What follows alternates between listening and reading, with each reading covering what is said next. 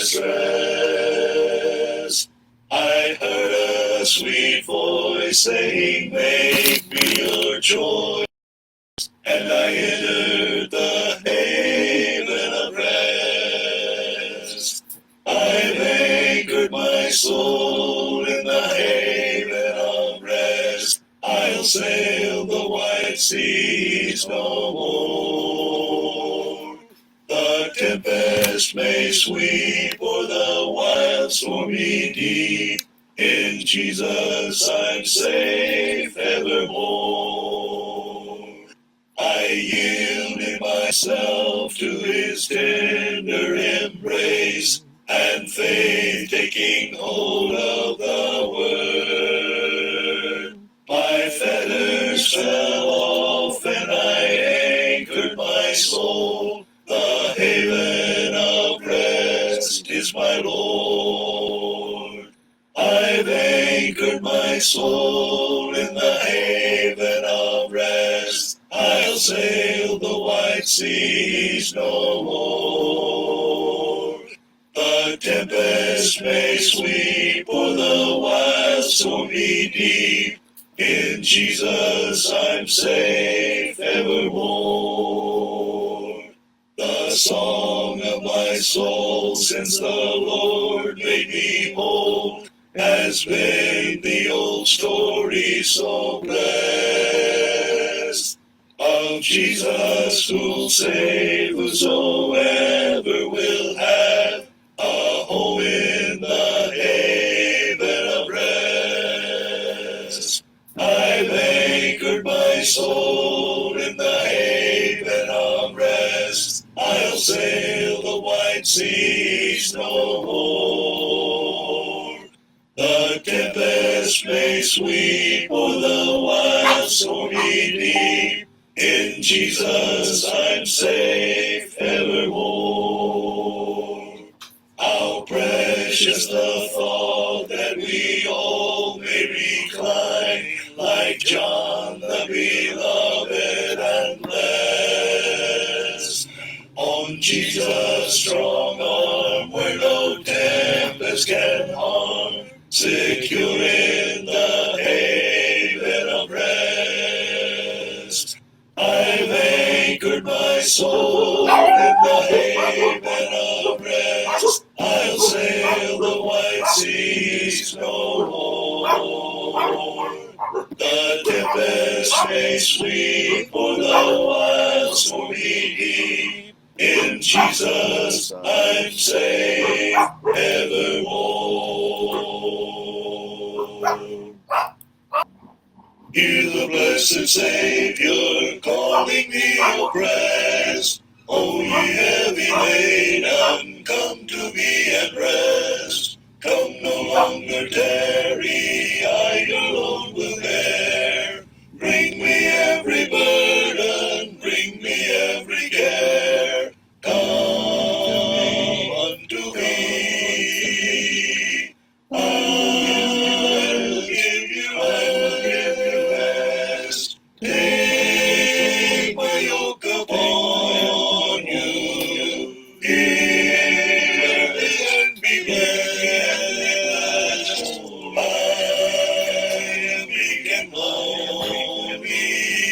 Come and trust my might. Come, my yoke is easy, and my burden's light. Are you disappointed, wandering here and there, dragging chains of doubt and loaded down with care? Do an holy feeling struggle in your breast? Bring your case to Jesus, He will give you rest. Come unto me. I will give you rest. Take my yoke upon you. Hear me and be blessed. I am meek and lowly. Come and trust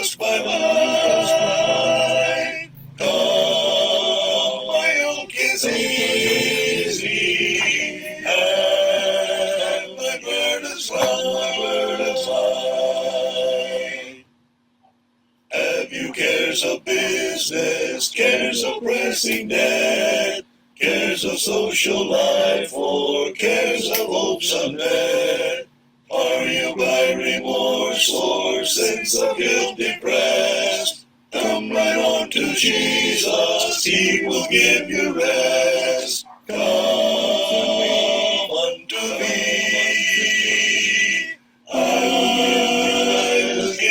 I will give you rest. Take my yoke upon you. Hear me and be rest. I am meek and lowly. Come and trust my might. Come, my yoke is easy, and my burden is light. Have you by temptation often conquered men? Has a sense of weakness brought distress within? Christ will sanctify you if you claim His rest. In the Holy Spirit, He will give you rest. Come unto me. I will give you rest. Take my yoke upon you. Hear me and be blessed, for I am meek and lowly. Come and trust my might. Come, my yoke is easy, and my burdens light.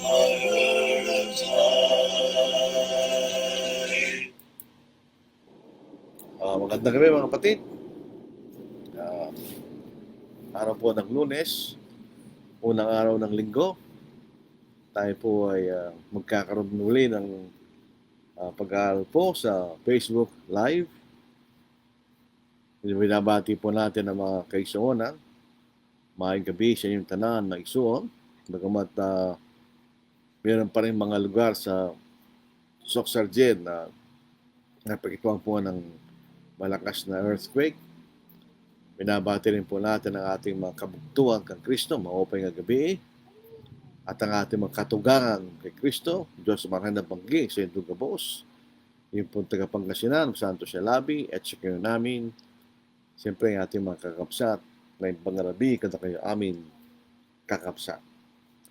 So ngayon pong gabi, ang ating pag-aaral ay isang maikling pag-aaral lang. Hindi po tayo magkakaroon ng mahabang pag-aaral po sa gabing ito. Ito ay patungkol po sa awit ni Solomon o sa Tagalog, awit ng mga awit. Yung iba, ang titulo niya, Song of Solomon. Dito sa Tagalog naman ay awit ng mga awit. Song of Songs. Yun ang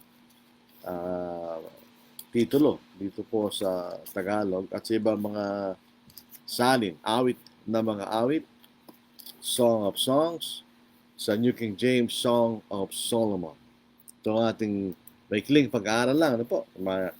Kung ating pong pag-aaralan po ito, mahaba rin po itong aklat na ito. Magbibigay lang po tayo ng maikling summary kung ano patungkol ang sulat na ito, awit na ito ni Solomon. Meron mga naniniwala na itong Song of Solomon ay naglalarawan sa pag-ibig ng ating Panginoon sa kanyang iglesia. Maaaring po pwede yun, pero sa konteksto po ng awit na ito ay hindi po walang kaugnayan ng iglesia ng ating Panginoon. So itong Song of Solomon, ito po yung sinulat ni Solomon. Dahil doon sa unang talata, ating mababasa, ang awit ng mga awit na kay Solomon. So ito yung sinulat po ni Solomon. Ano po? Ito po, hindi lang po ito yung awit na isinulat ni Solomon. Actually, maraming awit ang sinulat po ni Solomon. Inspired by the Holy Spirit. Sa 1 Kings, sa ika-4 na kabanata, sa ika-32 talata. Nagsalita rin siya ng 3,000 kawikaan At ang kanyang mga awit ay 1,005. So siya lang po ito sa 1,005 awit na sinulat ni Solomon. Maaring ito yung pinakamaganda. Kasi the Song of Songs. Kumbaga sa banyagang pag-uusap, superlative, super, pinakamataas. So maaaring ito yung pinakamagandang awit na isinulat po ni Solomon. Kung ang aklat po ng Ecclesiastes ay maaaring yan ang pinakahuling aklat na isinulat ni Solomon dahil patanda na siya noon. Ito naman po ay naisulat marahil nung siya may kabataan pa. Ano po? Doon sa early part ng kanyang paghahari sa Jerusalem. Kaya ito'y maaaring naisulat no 965 BC. 965 BC. So ito po isang sulat ni Solomon nung siya'y bata pa. Ngayon, alam natin ang sumulat. Meron tayong idea kung kailan ito naisulat. Ano po yung purpose ng pagkasulat nitong aklaawit na ito? Sabi nga kanina na ito'y patungkol na po sa pag-ibig ni Kristo sa Iglesia. Maaari po yan pero unlikely. Ang Song of Solomon ay isang tinatag na lyric poem at ito'y naisulat para may pakita at may lahad at may paliwanag ang mga kagandahan ng pagmamahal sa pamamagitan ng isang asawang babae, isang asawang lalaki at asawang babae. Itong awit na ito ay nagpapakita ng disenyo ng Diyos sa pag-aasawa. God's design for marriage sa ilalim po ng Old Testament. So, ang pag-aasawa, ang isang babae, lalaki at isang babae, sila po ay magsasamang mabuhay sa konteksto po ng marriage. Sila ay mag-asawa. So, mayroong pagmamahal sa isa't isa spiritually, emotionally, and physically. So, ang pag-aasawa, hindi lang po physical yan, kundi mayroon ding emotional attachment. At saka ang pinakamahalaga ay spiritual attachment. So ito yung nagkakaisa sa inyong pananampalataya sa Diyos, sa inyong pagmamahal sa isa't isa, at sa physical na relasyon na sa pagitan ng mag-asawa. So the Song of Solomon is a lyric poem written to extol the virtues of love between husband and his wife. The poem clearly presents marriage as God's design. So ang pag-aasawa po ay galing sa Diyos. A man and a woman are to live together within the context of marriage, loving each other spiritually, emotionally, physically, exclusively. Sabi-sabi sa konteksto ng pag-aasawa, dalawa lang yan. Yung lalaki at babae. Yung asawang lalaki, wala lang iba. Yung po ang disenyo ng Diyos tungkol po sa pag-aasawa. Sa lahat po ng mga aklat, minsan may mga pangunahing talata. Dito po sa ating pag-aaral, mayroong 3 pangunahing talata. Doon sa 2 kabanata at 7 talata, chapter 2, verse 7, sa 3 kabanata at sa 5 talata, chapter 3, verse 5, at yung 8 kabanata at 4 na talata, chapter 8, verse 4. So yun po yung ating babasahin. Yung dito po sa yung una, chapter 2, verse 7, O mga anak na babae ng Jerusalem, kayo aking pinagbibilinan, alang-alang sa mausang lalaki at babae sa kaparangan, na huwag ninyong pukawin o gisingin man ang pagmamahal hanggang sa kanyang maibigan. Dito po sa English, I charge you, O daughters of Jerusalem, by the gazelles or by the does of the field. Yung gazelle po, yung babaeng usa, at yung doe ay yung lalaking usa. Do not stir up nor awaken love until it pleases. So yung dito po sa Dito po sa 3 kabanata, 5 talata, basahin po natin. O mga anak na babae ng Jerusalem, kay aking pinagbibilinan, alang-alang sa mahusang lalaki at babae sa kaparangan, na huwag din niyong pukawin o gisingin man ang pagmamahal hanggang sa kanyang maibigan. Inulit lang po yun sa chapter 2, verse 7. Dito po sa chapter 5, verse 1, the beloved, I have come to my garden, my sister, my spouse. I have gathered my myrrh with my spice. I have eaten my honeycomb with my honey. I have drunk my wine with my milk. At sa kanyang to his friends, eat, O friends, drink, yes, drink deeply, O beloved ones. So dito yung pong chapter 5, verse 1. At yung chapter 8, 6 to 7, nagsimula tayo dun sa verse 4. Ito mababasa natin.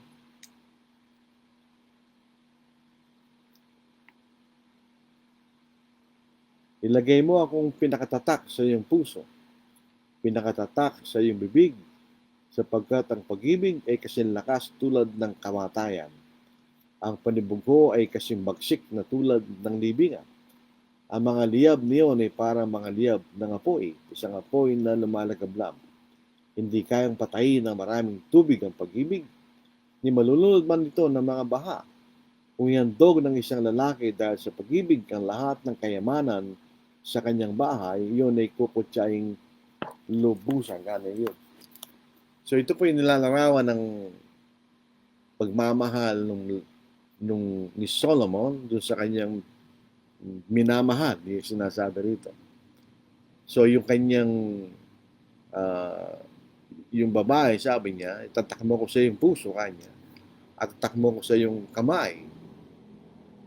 For love destroys death. Sabi ng pagmamahal ay kasing lakas ng kamatayan. Jealousy is as cruel as the grave. Tandaan po natin, kasama yan sa larangan ng pag-aasawa. Kung wala kang pakialam, wala kang pagmamahal. Its flames are flames of fire. Kanya. Pero isang bagay po rito ang papasinin po natin sa Tagalog. Kung ihandog ng isang lalaki dahil sa pag-ibig ang lahat ng kayamanan sa kanyang bahay, yun ay kukutsaing lubusan. Ibig sabihin, hindi mo mapupersa ang pagmamahal, sabi rito. Hindi mo siya mabibili. So, talagang hindi ka mahal. Yun makikita natin. So, maikling summary ng aklat na ito ay ito po ay parang nag-uusap yung asawa na isang hari at ang kanyang asawa, the Shulamite. At ang aklat po ay mahahati sa 3 bahagi. Yung courtship o pagliligawan. Ito yung mababasa natin sa chapter 1 verse 1 hanggang chapter 3 verse 5. The wedding, yung pong mismong kasalan. At chapter 3 verse 6 hanggang chapter 5 verse 1. And the maturing marriage, yung nagpapatuloy at nagpapatuloy na pag-aasawa. At chapter 5 verse 2 hanggang chapter 8 verse 14. So 8 kabanata lang po ito. So yung unang bahagi, yung pagliligawan, tapos yung mismong kasalan, at mismong pag-aasawa o marriage. So itong awit na ito ay nagsisimula siyempre bago yung kasalan. Yung makikita natin. The bride-to-be longs to be with her betrothed. Dito po sa Old Testament, ito po ay isang dapat nating makita. Pagka sila ay ikakasal, meron tinatawag na betrothal. Ito ay isang formal ceremony na kung saan may mga saksi rin na sila ay legally ituturing na mag-asawa. Pero wala pa rin silang relasyong sexual, hindi pa rin sila pwedeng magsiping. Dito ay makikita natin doon sa kaso ni Joseph, di ba, na makita niya na si Maria po ay buntis. Pero sinasabi siya ay asawa ni Jose bago sila magsama kanya. Dito sa Mateo chapter 1, babasa po natin yan. Sabi rito, si Jose na kanyang asawa, sa verse 18, ganito ang pagkapanganak kay Jesucristo nang si Maria na kanyang ina ay nakatatang ikasal kay Jose bago sila magsama kanya. Si Maria ay natuklasang nagdadalang tao sa pamamagitan ng Espiritu Santo. So dito po sa English, basahin natin. Sa Matthew chapter 1, verse 18.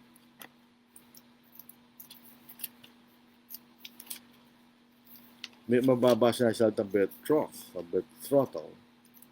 So ito lang itakatang ikakasal.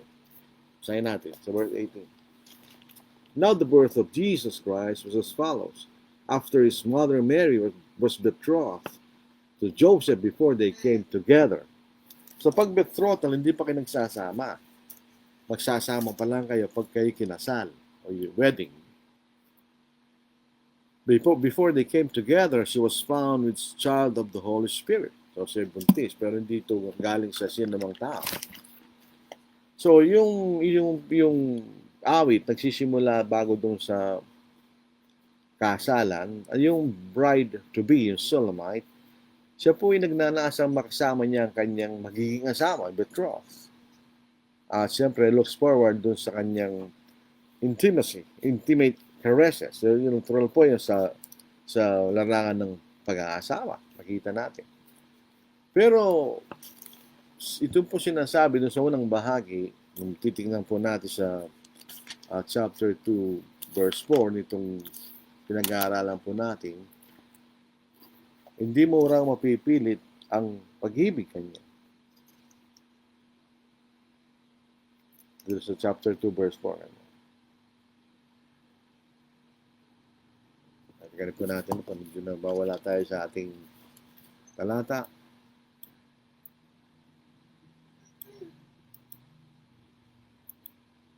Chapter 2, verse 7. O mga anak na babae ng Jerusalem, kayo aking pinagbibilinan, alang-alang sa mausang lalaki at babae sa kaparangan, na huwag ninyong pagpukawin o gisingin man ang pagmamahal hanggang sa kanyang maibigan. Ganyan, hindi mo rin siya maipipilit ang sinasabi rito ng pinag-aaralan po natin. So, iniintay niya na ang pagmamahal ay umusbong naturally sa kanyang panahon. Yun ang punto de vista ng babaeng ikakasalan. So, ina-advise niya na pabayaan ng pagmamalay may develop naturally in its own time. Ngayon naman yung hari na kanyang mapapangasawa, pinupuri niya kagandahan ng kanyang magiging asawa kanya. Pero bagamat yung babaeng kakasal ay insecure sa kanyang anyo. In other words, yung Shulamite, meron siyang feelings of insecurity about her appearance. And so, hindi natin alam kung siya ba'y pangit o sabi nila siya ay maliitim, makikita dark in appearance. So, itong Shulamite, siya ay nagkaroon ng panaginip na kung saan nawala ang hari, si Solomon. At yung inanap niya sa buong lungsod kung nasaan si Solomon.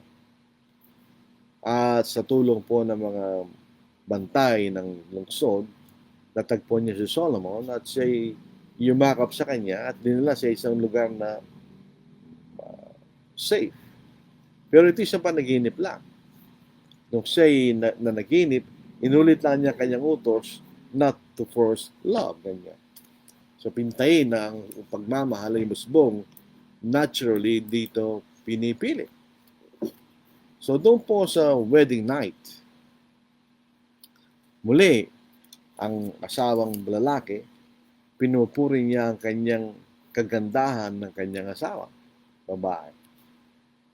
So, yung babae, makikita natin, meron siyang feelings of insecurity sa kanyang anyo o sa itsura niya. So, maaaring di siya kagandahan. Pero pinupuri ng asawang lalaki si Solomon ng kagandahan ng kanyang asawa. In other words, hindi ito basically dun sa physical appearance.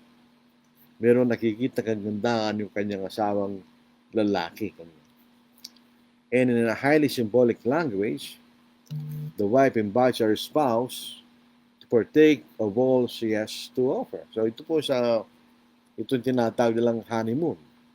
Sa pagitan ng mag-asawa, they make love and God blesses their union. Yung ganitong klaseng relasyon, sexual relationship, ito'y sa loob lamang ng konteksto ng pag-aasawa. Kasi sinasabi, God blesses their union. Yung anumang relasyong sexual sa labas ng pag-aasawa, yung po'y kasalanan. Ang tawag po doon ay fornication. At yun po ay itinatakwil ng Diyos. So, yun po makikita natin, itong sexual relationship. Ito po ay yan ang magnet na nag-uugnay sa dalawang mag-asawa. Dito po sa 1 Corinto chapter 7, hindi ito dapat ipinagkakait, ito'y dapat ay ibinibigay. Hindi ipinipilit. At hindi kailangan hingin. Sa 1 Corinthians chapter 7, ito po ang ating mababasa. Magsimula tayo sa unang talata hanggang sa 5. Ngayon, tungkol sa mga bagay na sinulat ninyo, mabuti para sa isang lalaki ay huwag umipo sa babae. Subalit dahil sa mga nangyayaring pagkikapid, ang bawat lalaki magkaroon ng kanyang sariling asawa at ang bawat babae magkaroon ng kanyang sariling asawa. Kaya nga po hindi pwedeng magkaroon ng maraming asawa, isa lang. Dapat ibigay ng lalaki sa asawa ang karapatan nito, gayon din naman ang babae sa kanyang asawa. So dito po sa Song of Solomon, hindi pinagkakait ng asawang babae ang kakarapatan ng kanyang asawa. The wife invites her spouse to partake of all she has to offer kanya. Ito po ay kino-confirm ni Apostle Paul. Dapat ibigay ng lalaki sa asawang karapatan nito, gayon din naman ng babae sa kanyang asawa. So the moment na hindi ginagawa ng isa yun ay kasalanan. Ika-4, sapagkat ang babae walang karapatan sa kanyang katawan. So hindi mo pwedeng sabihin sa iyong asawa, ayaw ko kamo. At gayon din ang lalaki walang karapatan sa kanyang sariling katawan, kundi ang asawa. Huwag pagkaitan ng isa't isa maliban kung pagkasunduan ng ilang panahon upang maiukol ang mga sarili sa panalangin at pagkatapos muli kayo magsama. Baka kayo tuksoin ni Satanas dahil sa kakulangan ng iyong pagpipigil sa sarili. Ito po sa 5 talata, huwag pagkaitan ang isa't isa. Gagamitin po ng Satanas yun pag hindi natin ginawa para masira ang relasyong mag-asawa. Dito po ang uling bahagi ng awit na ito ni Solomon ay yung pong mismong sa larawan po ng pag-aasawa. Hindi sinasabi rito na ang relasyong ito madali. Sabi nga po sa uling bahagi ng awit ng Solomon, the husband and wife go through a difficult time. So, isipin po natin na hindi kayo parehong tao, hindi kayo dumaki sa parehong tahanan, magkakaroon kayo ng conflict from time to time. At ito po ay inilarawan sa isang panaginip kanya. In the second dream, so yung pangalawang panaginip, the Solamite rebuffs her husband and he leaves. So nag-away sila at umalis ang kanyang asawa kanya. So palagay ko dito sa bahaging ito ng awit ni Solomon, yung babaeng may kasalanan, umalis yung lalaki. Overcome with guilt, she searches the city for him. Hinahanap niya yung lungsod para sa kanya. But this time, instead of helping her, the guards beat her, symbolic of her pain conscience, dahil siya nagkasal sa kanyang asawa. Things end happily as the lovers reunite and are reconciled. So ito po isang recurring theme sa loob ng relasyong pag-aasawa. Nagkakaroon kayo ng conflict, and then you resolve the conflict, tayo kayo mag-reunite and you're reconciled. At ang katapusan po ng awit, sabi ko maikli lang po itong pag-aalala ito. Both the husband and the wife are confident and secure in their love They sing of the lasting nature of true love, and they yearn to be in each other's presence. So ito ang maikling paglalarawan tungkol po sa disenyo ng Diyos sa relasyon ng pag-aasawa. Hindi ito madaling proseso, hindi automatic, kinakailangan ito po ay effort ng bawat isa kanya. So tataan sila sa pagsubok, magkakaroon sila ng conflict, pero dahil meron silang tunay na pagmamahal, they will resolve it. Ganyan. Kaya kung sa relasyon ng pag-aasawa ay walang tunay na pagmamahal, hindi mangyayari na yung relasyon na niya magtatagal. Obviously, ito yung masisira at sila maghihiwalay. Dahil lang nag-augnay lamang sa relasyon ng pag-aasawa yung pagmamahal nila sa isa't isa. So, ano po makikita natin? So, pasalukuyang panahon, ang sanglibutan po ay confused tungkol sa pag-aasawa. Marami ang nag-aasawa na naghihiwalay. At ang binibigyan nila ng ibang kahulugan ng pag-aasawa na kaliwa sa sinasabi ni Solomon. Ang pag-aasawa, sabi ni Solomon, is to be celebrated, enjoyed, and revered. Ito'y dapat ito'y isang lugar, isang relasyon na may kasiyahan, na nating ini-enjoy at ating iginagalang. So in other words, merong respect sa loob ng relasyon ng pag-aasawa. Pag natanggal po yung bagay na yon, magkakaroon ng conflict sa loob sa pagitan ng asawang lalaki at asawang babae. Dito po sa Efeso, sa 5 kabanata, ito po ay sinasabi ni Apostol Pablo. Basahin po natin. Dito sa verse 33, gayaman dapat ibigin ng bawat isa sa inyo ang kanyang sariling asawa, gaya ng kanyang sarili, yun ang bahagi ng lalaki. At igalang ng babae ang kanyang asawa kanya. Irespetuhin ng babae ang kanyang asawa.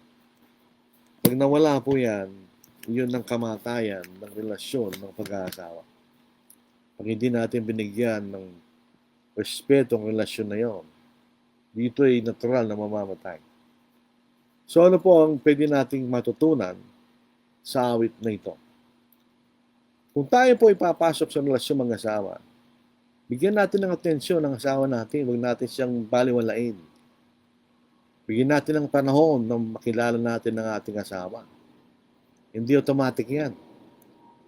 Pangalawa, kailangan natin encourage at purihin ng ating asawa, hindi pala yung kritisismo. Yun ay mahalaga sa relasyon para magtagumpay ang relasyon ng pag-aasawa. Baka imbes na kayo mag-ipurihin mo at encourage mo asawa, palagi mo siyang binababa, ininsulto, yun po ay hindi magiging maganda sa inyong relasyon. Pangatlo, you enjoy each other. Bakit pa kayo naging mag-asawa kung hindi rin kayo mag-enjoy? Di ba? Bakit niyo pagkakait sa isa't isa yun? Pang-apat, kailangan gawin natin ang necessary para ma-reassure natin ang commitment natin sa ating asawa. Huwag tayo magbigay ng dahilan na magkaroon ng pagdududa sa ating relasyon. Alam ko walang kakwenta-kwenta yun. Bakit kayo pa yung mag-asa magbibigay kayo ng pagdududa sa inyong relasyon? Dahil ang intensyon ng Diyos ay manatili at magkasama ang mag-asawa sa isang mapayapa at secure na pagmamahal. Yun po ang aral po ni Solomon nang isulat niya ito. May kinilang ping-awit.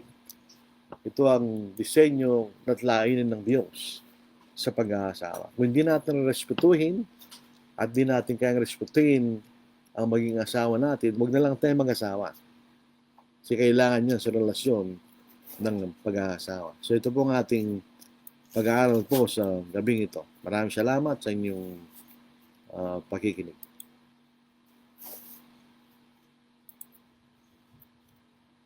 Ito po yung mga bumati.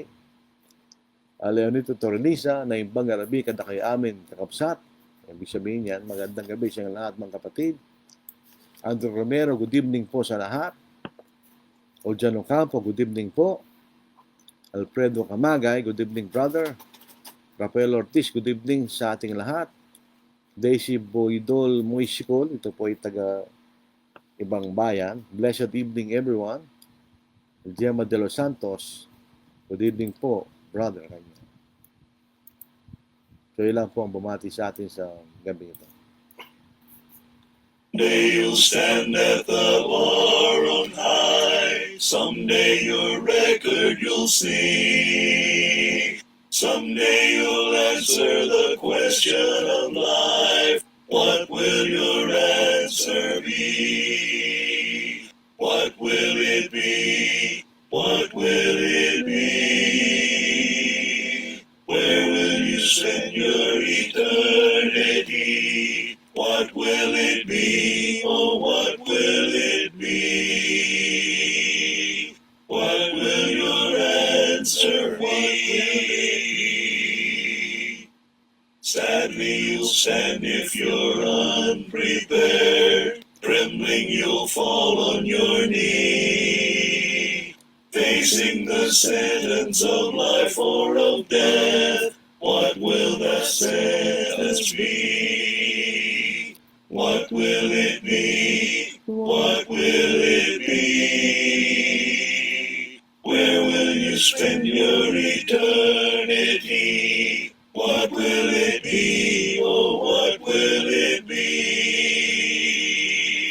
What will your answer be? Now is the time to prepare, my friend. Make your soul spotless and free. Washed in the blood of the crucified one, He will your answer be.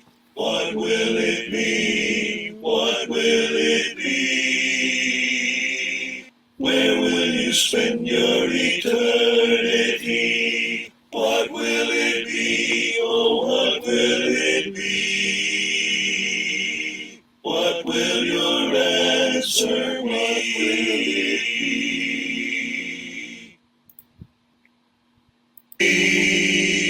When for deeper faith I seek, then in thought I go to Thee, Garden of Gethsemane. There I walk amid the shades, while the lingering twilight fades. See that suffering, friendless one, weeping, praying there alone. When my love for man grows weak, when for stronger faith I seek, hill of Calvary I go, to thy scenes of fear and woe.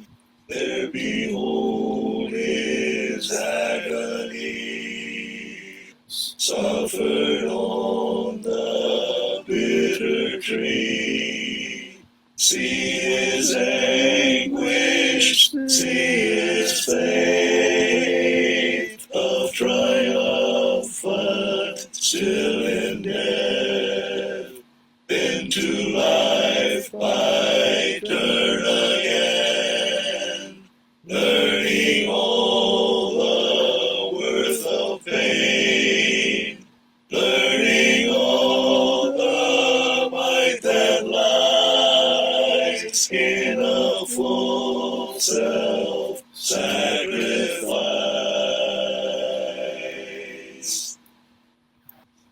There is a gate that stands ajar, and through its portals gleaming, I A radiance from the cross afar, the Savior's love revealing. Yes, in the blood of Christ I see the gate that stands ajar for me. For me, for me, for me, for me, that stands ajar for me.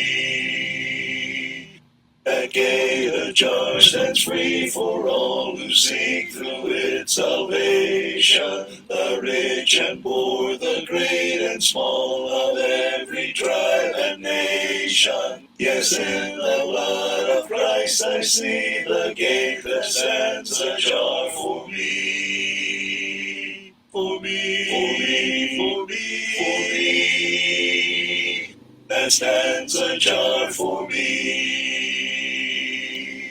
Press onward then, though foes may frown, while mercy's gate is open. Accept the cross and win the crown, love's everlasting token. Yes, in the blood of Christ I see the gate that stands ajar for me. For me, for me, for me, for me, that stands ajar for me.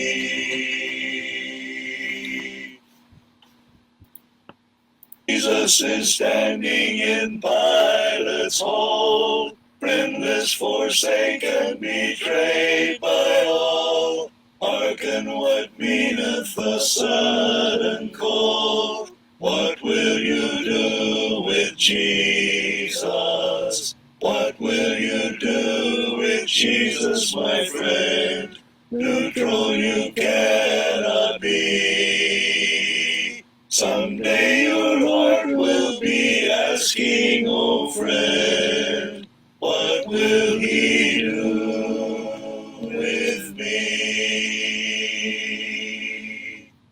Jesus is standing on trial still. You can be false to him if you will. You can be faithful through good or ill. What will you do with Jesus? What will you do with Jesus, my friend? Neutral you cannot be. Someday your heart will be asking, oh friend, what will he do with me? Will you evade him as Pilate tried? Or will you choose him whate'er betide? Vainly you struggle from him to hide. What will you do with Jesus? What will you do with Jesus, my friend? Neutral you cannot be. Someday your heart will be asking, oh friend, what will he do with me?